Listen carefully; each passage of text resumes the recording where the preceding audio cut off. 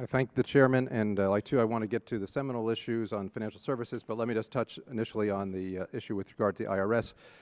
I must say, first of all, that I found your opening comment in this is why I do so, disingenuous at best, because your initial statement was that you, as soon as you found out about the situation, you were outraged, you found outrageous conduct, you took immediate action, you made this a top priority, this was going to be your first focus, and the very first question from the chairman asking you about documents from your own agency that are in the public domain, that have been in the press for literally weeks now, and again, from your agency, your response was, you know nothing about them, you do not know the details, and you would have to get back to us. If this was really your first priority, if you were going forward to trying to solve this situation, not retrospectively but in the future, I would think, sir, that you would know about the basic documents that everyone else in this room knows about.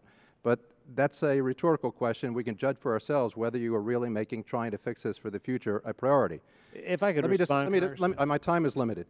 In another hearing room, there is another woman who is a woman from the IRS, Lois Lerner, who is formerly from the IRS, who has stated that, I think she's taken the Fifth Amendment, but she has stated in her statement that she has done nothing wrong, she had done nothing criminally wrong or did not violate any IRS rules or regulations. Would you agree with her assessment that she did absolutely nothing wrong, did not violate any rules, regulations, or criminal conduct by the, in any way, shape, or form? Congressman, I think it's important that we get to the bottom of the facts. It's a yes or no. Do you think she did anything? Congressman, it's not a yes or no, and if I could be permitted to answer your question, I would like to. Sure. Okay.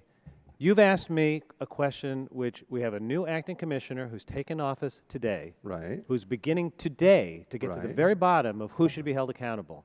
I'm committed to, I'm meeting with him this afternoon. I'm not waiting for 30 days to meet with him. Good. I didn't wait for 5 minutes after I read the IG report to get on top of it. I got on top of it right away. What did you do?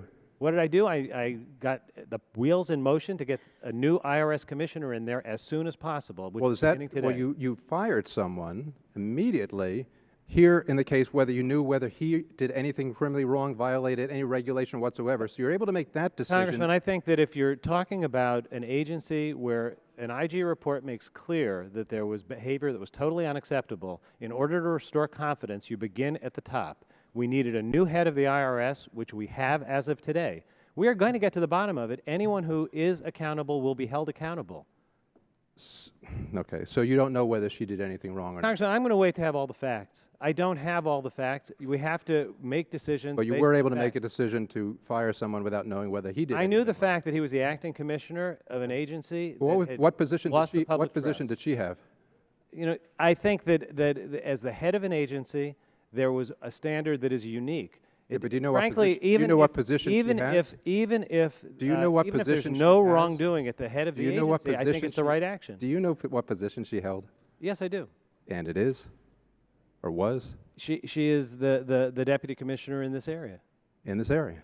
So wouldn't she be responsible for this area if she was the head of that area? So Congressman, I'm not going to go through person by person asking questions that I can't answer right now and none of us can answer right now. So but I am committed, as we have made very clear publicly, that everyone who is accountable will be held accountable. Okay. So let's take a look at some of the people that maybe you are responsible for. So according to the IG's testimony last week, the IG alerted the IRS and Treasury officials to the investigation in May or June. Have you confirmed that the General Counsel and Deputy Secretary were in fact briefed by the Inspector General back in 2012? Congressman, I think that we have made clear that the Deputy Secretary was aware of the fact that an audit was underway. He did not become familiar with the details of it until I did last Tuesday. Okay. Do you know whether or not this would be Deputy Secretary Wolin, correct? Correct. Right. Do you know who, if anyone, he advised about the investigation back at that time?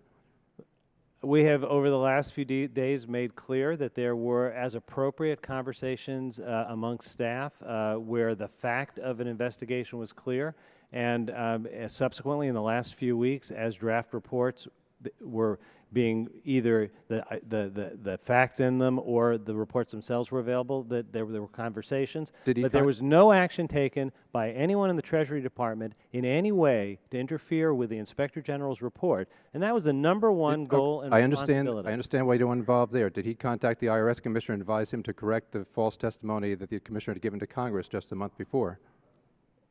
Congressman, I've told you that there were conversations that is appropriate for people who needed to understand that there was an investigation. The time of the gentleman has expired.